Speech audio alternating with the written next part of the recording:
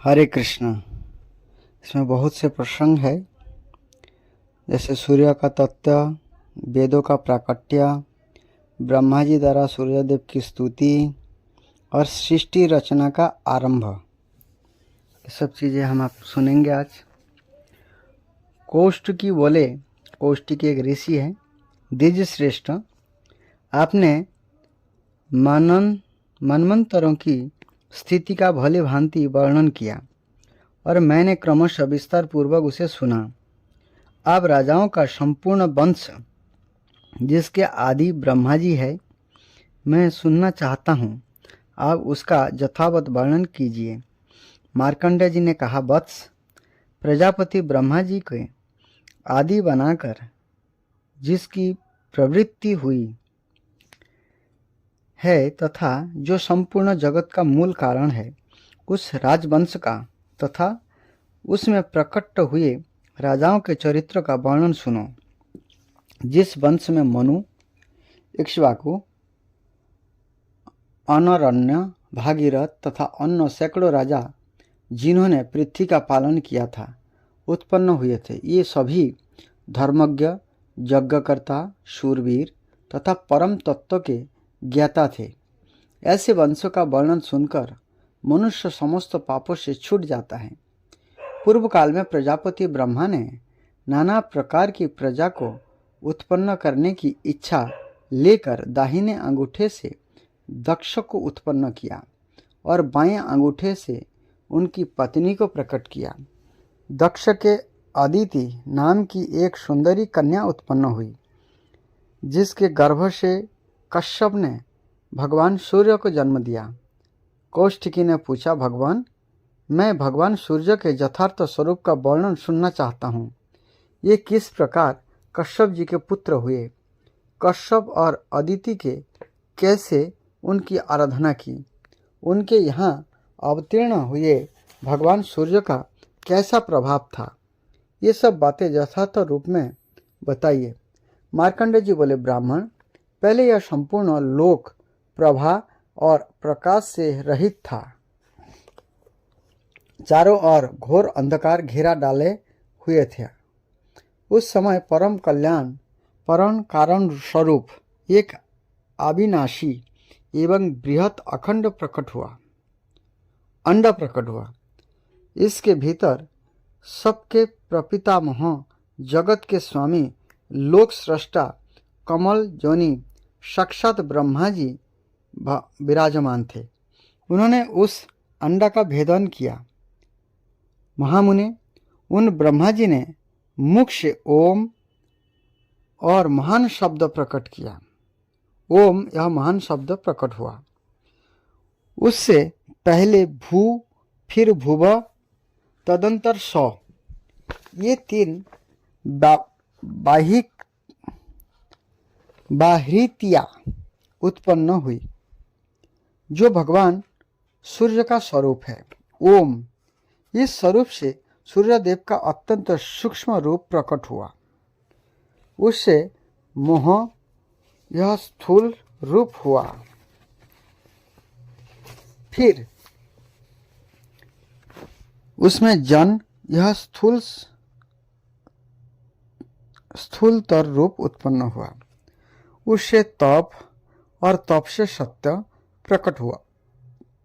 इस प्रकार ये सूर्यदेव के 7 स्वरूप स्थिर थे, जो कभी प्रकाशित होते हैं और कभी अप्रकाशित रहते हैं। ब्राह्मण, मैंने ओम यह स्वरूप बताया है। यह सृष्टि का आदि अंत, अत्यंत सूक्ष्म एवं निराकार है। वही पर ब्रह्म तथा वही ब्रह्म का स्वरूप है।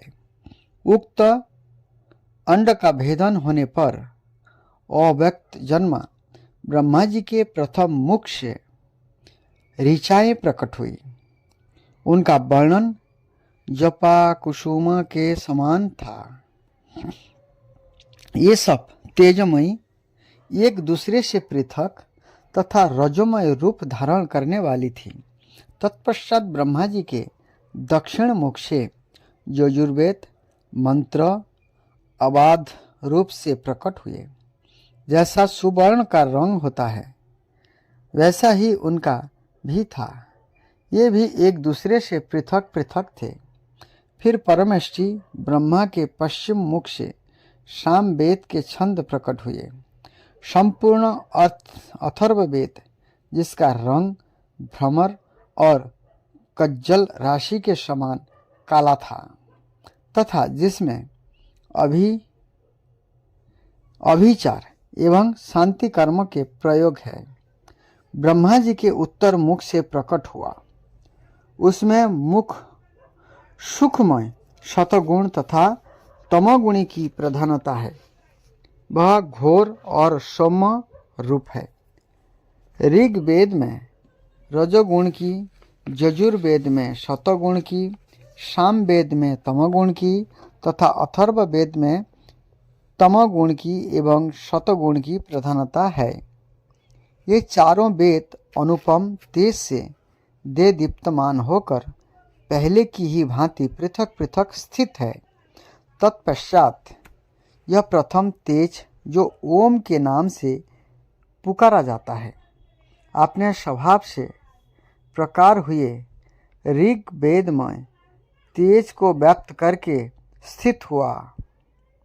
महामुने, इसी प्रकार उस प्रणव रूप तेज ने यजुर्वेद एवं सामवेदमय तेज को भी आवृत किया। इस प्रकार उस अधिष्ठान स्वरूप परम तेज ओंकार में चारों वेदमय तेज एकत्व को प्राप्त हुए। ब्राह्मण तदंतर यह पंचीभूत उत्तम वैदिक तेज परम तेज प्रणव के साथ मिलकर जब एकत्व को प्राप्त होता है, तब सबके आदि में प्रकट होने के कारण उनका नाम आदित्य होता है। महाभाग, यह आदित्य ही इस विश्व का अविनाशी कारण है। प्रातःकाल, मध्याह्न काल तथा अपराह्न काल में आदित्य की अंगभूत वेदत्रयी इसी ही है। वेदत्रयी ही, जिसे क्रमशः ऋतु, यजु और शाम कहते हैं, तपति है। पूर्वाह्न में ऋग्वेद, मध्याह्न में यजुर्वेद तथा अपराह्न में सामवेद तपता है। इसीलिए ऋग्वेदोक्त शांति कर्म पूर्वाह्न में, यजुर्वेदोक्त ओष्ठक कर्म मध्याह्न में तथा सामवेदोक्त अभिचारिक कर्म अपराह्न काल में निश्चित किया गया है। अभिचारिक कर्म मध्याह्न और अपराह्न दोनों काल में किया जा सकता है, किंतु पितरोक्त श्राद्ध आदि कार्य अपराह्न में ही सामवेद के मंत्र से करनी चाहिए। सृष्टि काल में ब्रह्मा, ऋग्वेदमय पालन काल में विष्णु, यजुर्वेदमय तथा संहार काल में रुद्र सामवेदमय कहे गए हैं। अतः सामवेद की ध्वनि अपवित्र मानी गई है। इस प्रकार भगवान सूर्य वेदात्मा, वेदों में स्थित वेद विधा स्वरूप तथा परम पुरुष कहलाते हैं। इसी सनातन देवता सूर्य ही रजोगुणी और सत्वगुणी आदि का आश्रय लेकर क्रमशः सृष्टि पालन और संहार के हेतु बनते हैं और इन कर्मों के अनुसार ब्रह्मा, विष्णु आदि नाम धारण करते हैं। ये देवताओं द्वारा सदा स्तवन करने योग्य है। वेद स्वरूप है, उनका कोई पृथक रूप नहीं है। ये सबके आदि है। संपूर्ण मनुष्य उन्हीं के स्वरूप है। विश्व की आधारभूता ज्योति वे ही है। उनके धर्म अथवा तत्व का ठीक ठीक ज्ञान नहीं होता। ये वेदांत गम्य ब्रह्म एवं पर से भी परे है। तदंतर भगवान सूर्य के तेज से नीचे तथा ऊपर के सभी लोग संतप्त होने लगे। यह देखे सृष्टि इच्छा रखने वाले कमलजनी ब्रह्मा जी ने सोचा, सृष्टि पालन और संहार के कारणभूत भगवान सूर्य के सब और फैले हुए तेज से मेरी रची हुई सृष्टि भी नाशों को प्राप्त हो जाएगी। जल ही समस्त प्राणियों का जीवन है, यह जल सूर्य के तेज से सूखा जा रहा है। जल के बिना ही इस विश्व की सृष्टि हो ही नहीं सकती। ऐसा विचार कर लोक पितामह भगवान ब्रह्मा ने एकाग्रचित होकर भगवान सूर्य की स्तुति आरंभ की। ब्रह्मा जी बोले, यह सब कुछ जिनका स्वरूप है, जो सर्वमय है, संपूर्ण विश्व जिनका शरीर है, जो परम ज्योति स्वरूप है, तथा जोगी जन जिनका ध्यान करते हैं, उन भगवान सूर्य को मैं नमस्कार करता हूँ। जो ऋग्वेदमय यजुर्वेद के अधिष्ठान है, साम वेद की योनि है, जिनकी शक्ति का चिंतन नहीं हो सकता, जो स्थूल रूप में 3 वेदमय है और सूक्ष्म रूप में प्रणव की अधिमात्रा है, तथा जो गुणों से परे एवं पर ब्रह्म स्वरूप है, उन भगवान सूर्य को मेरा नमस्कार है। भगवान, आप सबके कारण परम ज्ञा, आदि पुरुष, परम ज्योति, ज्ञातातीत स्वरूप, देवता रूप से स्थूल तथा पर से भी परे है, सबके आदि एवं प्रभा का विस्तार करने वाले हैं। मैं आपको नमस्कार करता हूँ। आपकी जो आदि शक्ति है, उसी की प्रेरणा से मैं पृथ्वी, जल, अग्नि, वायु, उनके देवता तथा प्रणव आदि से युक्त समस्त सृष्टि की रचना करता हूँ। इसी प्रकार पालन और संहार भी मैं इस अधिशक्ति के प्रेरणा से ही करता हूँ, अपनी इच्छा से नहीं। भगवान, आप ही अग्नि स्वरूप है। आप जब जल सोख लेते हैं, तब मैं पृथ्वी तथा जगत की सृष्टि करता हूँ।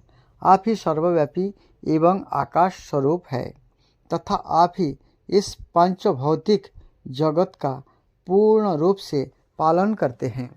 सूर्यदेव परमात्मा तत्व के ज्ञाता, विद्वान पुरुष, सर्वयज्ञमय विष्णु स्वरूप आपका ही यज्ञ द्वारा यजन करते हैं, तथा अपनी मुक्ति की इच्छा रखने वाले जितेंद्रिय ज्योति आप सर्वेश्वर परमात्मा का ही ध्यान करते हैं। देव स्वरूप आपको नमस्कार है। यज्ञ रूप आपको प्रणाम है। जोगियों के ध्येय पर ब्रह्म स्वरूप आपको नमस्कार है। प्रभु, मैं सृष्टि करने के लिए उद्धत हूँ और आपका यह तेज पुंज सृष्टि का विनाशक हो रहा है, अतः आपने इस तेज को समेट लीजिए। मार्कंडेय जी कहते हैं, सृष्टिकर्ता ब्रह्मा जी के इस प्रकार स्तुति करने पर भगवान सूर्य ने अपने महान तेज को समेटकर स्वल्प तेज की ही धारण किया। तब ब्रह्मा जी ने पूर्व कल्पांतर के अनुसार जगत की सृष्टि आरंभ की। महामुनि ब्रह्मा जी ने पहले की ही भांति देवताओं, असुरों, मनुष्यों, पशु पक्षी, वृक्ष, लताओं तथा नरक आदि की भी सृष्टि की। अदिति के गर्भ से भगवान सूर्य का अवतार। कश्यप पत्नी अलग अलग जीवों की सृष्टि की, कि कश्यप जी से ही सारा सृष्टि आगे बढ़ी। तो यहाँ पर भगवान सूर्य का कैसे अवतार हुआ वो हम लोग श्रवण करेंगे। मार्कंडेय जी कहते हैं, मुने, इस जगत की सृष्टि करके ब्रह्मा जी ने पूर्व काल के अनुसार वर्ण, आश्रम, समुद्र, पर्वत और द्वीपों का विभाग किया। देवता, दैत्य और तथा सर्प आदि के रूप और स्थान भी पहले की भांति बनाए। ब्रह्मा जी के मरीचि नाम से विख्यात जो पुत्र थे, उनके पुत्र कश्यप हुए, अर्थात मरीचि के पुत्र कश्यप हुए। कश्यप जी के 13 पत्नियां हुई। कश्यप जी ने 13 पत्नी से लड़की से शादी किया। ये सब के सब प्रजापति दक्ष की कन्याएं थीं। प्रजापति दक्ष की कन्या थी उनकी पत्नियां। उनसे देवता, दैत्य और नाग आदि बहुत से पुत्र उत्पन्न हुए। नाग, देवता सब उन्हीं से उत्पन्न हुए। अदिति ने त्रिभुवन के स्वामी देवताओं को जन्म दिया। अदिति ने दैत्य को तथा दोनों ने महापराक्रमी एवं भयानक दानवों को उत्पन्न किया। विनीता से गरुड़ और अरुण 2 पुत्र हुए। विनीता, गरुड़ जी के माता का नाम विनीता है। और उनके भाई अरुण है। खशा के पुत्र जक्ष और राक्षस हुए। खशा जो स्त्री था कश्यप जी के। कद्रु ने नागों को और मुनि ने गंधर्व को जन्म दिया। नागों के जो माता है वो कद्रु है और गंधर्वों के माता जो है मुनि है। क्रोधा से कुल्लाएं तथा अरिष्ठाएं अप्सराएं उत्पन्न हुई। ईरा ने एरावत आदि हाथियों को उत्पन्न किया। देखिए मनुष्य से कैसे सारे जीवों की भी सृष्टि हुई। ऐसा नहीं है जी पहले अंडा आया, पहले मुर्गी आया, ये सब जो बेवकूफ़ वाली बातें करते हैं लोग, उनके लिए विशेष करके ये जानना जरूरी है सृष्टि कैसे हुई। ये सब कश्यप जी ने अपने केवल स्त्रियों से सारा जीवों को भी उत्पन्न किया। पशु पक्षी देखिए सब उत्पन्न हुए। देखिए कैसे क्रोधा से कल्लाएं तथा अरिष्ठाएं अप्सराएं उत्पन्न हुई। ईरा ने ऐरावत आदि हाथियों को उत्पन्न किया। ताम्रा के गर्भ से सेनी आदि कन्याएं पैदा हुई। उन्हीं के पुत्र सेन अर्थात बाज, भास और शुक आदि पक्षी हुए। ईला से वृक्ष तथा प्रधा से जल जंतु उत्पन्न हुए। कश्यप मुनि के अदिति के गर्भ से जो संतानें हुई, उनके पुत्र पौत्र दोहित्र तथा उनके भी पुत्र आदि से वही सारा संसार व्याप्त है। कश्यप के पुत्रों में देवता प्रधान हैं। इनमें कुछ तो सात्विक है, कुछ राजस है और कुछ तामस है। ब्रह्मवेत्ताओं में श्रेष्ठ परमेष्ठी प्रजापति ब्रह्मा जी ने देवताओं को यज्ञ भाग का भोक्ता तथा त्रिभुवन का स्वामी बनाया, परंतु उनके सौतेले भाई दैत्य दानवों और राक्षसों ने एक साथ मिलकर उन्हें कष्ट पहुंचाना आरंभ कर दिया। इस कारण 1000 दिव्य वर्ष तक उनमें बड़ा भयंकर युद्ध हुआ।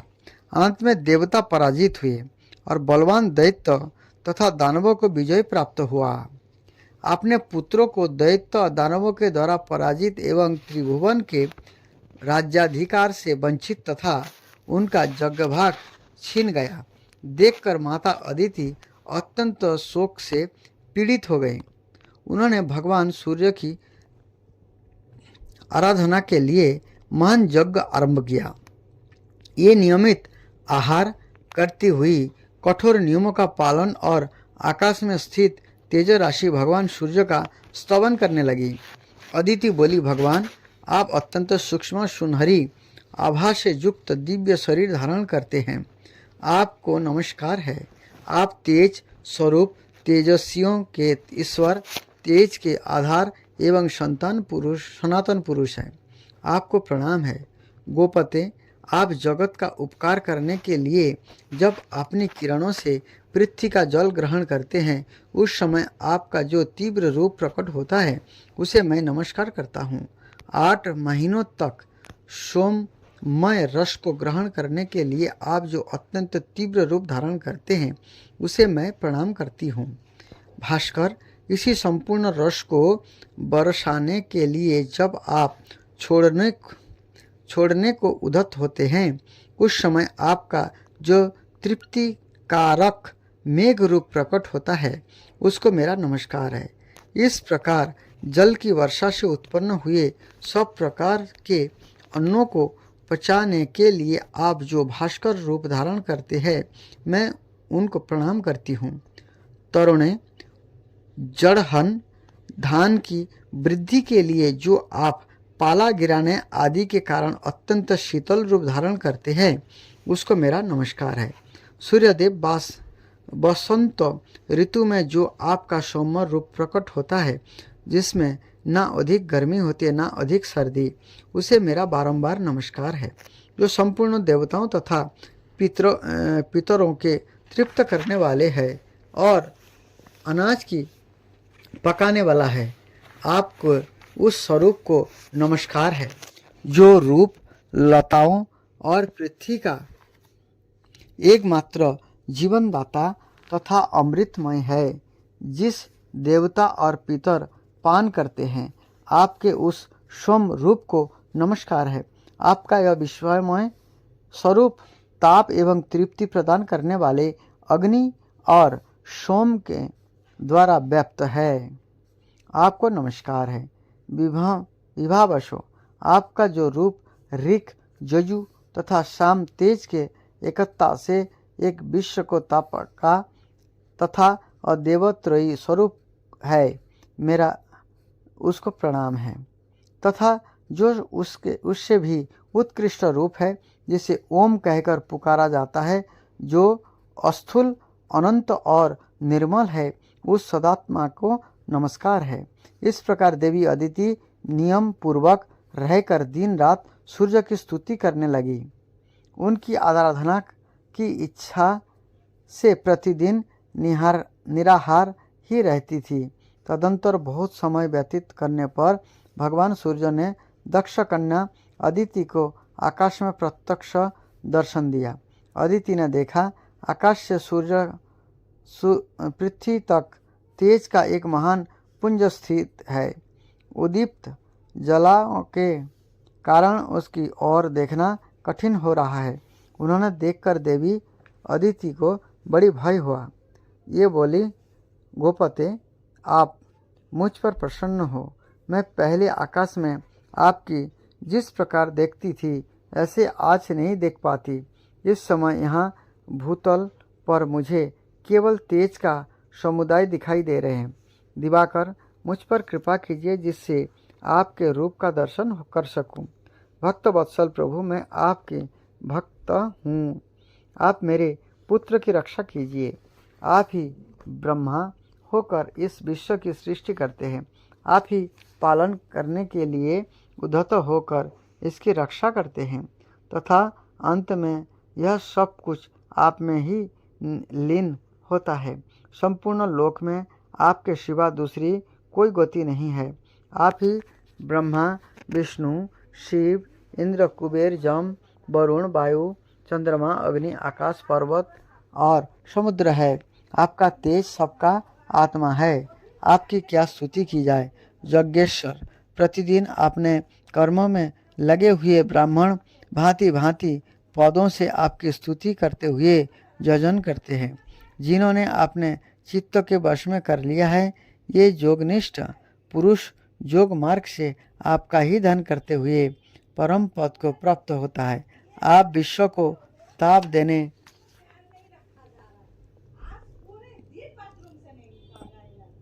देते, उसे पकाते, उसकी रक्षा करते और उसे भस्म कर डालते हैं। ये फिर आप ही जल गर्भित शीतल किरणों द्वारा इस विश्व को प्रकट करते और आनंद देते हैं। कमल जोनि ब्रह्मा के रूप में आप ही सृष्टि करते हैं। अच्युत अर्थात विष्णु नाम से आप ही पालन करते हैं तथा कल्पांतर में रुद्र रूप धारण करके आप ही संपूर्ण जगत का संहार करते हैं। मार्कंडेय जी कहते हैं, तदंतर भगवान सूर्य आपने उस तेज से प्रकट हुए। उस समय ये तपाए हुए तंबे के समान कांतिमान दिखाई देते थे। देवी अदिति उनका दर्शन करके चरणों में गिर पड़ी। तब भगवान सूर्य ने कहा, देवी, तुम्हारी जो इच्छा हो वह वर मुझसे मांग लो। तब देवी अदिति घुटनों के बल से पृथ्वी पर बैठ गई और मस्तक नवाकर प्रणाम करके वरदायक भगवान सूर्य से बोला, देव, आप प्रसन्न हो। अधिक बलवान दैत्य और दानवों के मेरे पुत्रों के हाथ में त्रिभुवन का राज्य और यज्ञ भाग छीन लिया है। गोपते, उन्हें प्रणाम कराने के निमित्त आप मुझ पर कृपा करें। आप अपने अंश से देवताओं के बंधु होकर उनके शत्रुओं का नाश करें। प्रभु, आप ऐसी कृपा करें जिससे मेरे पुत्र पुनः यज्ञ भाग के भोक्ता तथा त्रिभुवन के स्वामी हो जाए। तब भगवान सूर्य ने अदिति से प्रसन्न होकर कहा, देवी, मैं अपने सहस्त्र अंशों सहित तुम्हारे गर्भ से अवतीर्ण होकर तुम्हारे पुत्र के शत्रुओं का नाश करूँगा। इतना कहकर भगवान सूर्य अंतर्ध्यान हो गए और अदिति भी संपूर्ण मनोरथ सिद्ध हो जाने के कारण तपस्या से निवृत्त हो गई। तदंतरण सूर्य की सुषमणा नाम वाली किरण, जो सहस्त्र किरणों का समुदाय थी, देव माता अदिति के गर्भ में अवतीर्ण हुई। देव माता अदिति एकाग्रचित्त हो कृच्छ और चंद्रायण आदि व्रतों का पालन करने लगे और अत्यंत पवित्रता पूर्वक उस गर्भ को धारण किए। जो सहस्त्र किरणों के समुदाय थी, देव माता अदिति के गर्भ में अवतीर्ण हुई। देव माता अदिति एकाग्रचित्त हो कृच्छ और चंद्रमा आदि व्रतों का पालन करने लगी और अत्यंत पवित्रता पूर्वक उस गर्भ को धारण किए रही। यह देख महर्षि कश्यप ने कुछ कुपित होकर कहा, तुम नित्य उपवास करके अपने गर्भ के बच्चे को क्यों मारे डालती हो? यह सुनकर उसने कहा, देखिए, यह रहा गर्भ का बच्चा, मैंने उसे मारा नहीं है, यह स्वयं ही अपने शत्रुओं को मारने वाला होगा। यह कहकर देवी अदिति ने उस गर्भ को उदर से बाहर कर दिया। यह अपने तेज से प्रज्वलित हो रहा था। उदयकालीन गर्भ के समान तेजस्वी उस गर्भ को देखकर कश्यप ने प्रणाम किया और आदि ऋचाओं को द्वारा आदरपूर्वक उसकी स्तुति की। उनके स्तुति करने पर शिशु रूपधारी सूर्य उस अंडाकार गर्भ से प्रकट हो गए।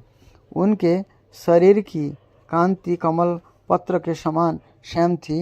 ये अपने तेज से संपूर्ण दिशाओं का मुख उज्जवल कर रहे थे। तदंतर मुनिश्रेष्ठ कश्यप को संबोधित करके मेघ के समान गंभीर वाणी में आकाशवाणी हुई, मुने, तुमने अदिति से कहा था कि इस अंड को क्यों मार रहे हो?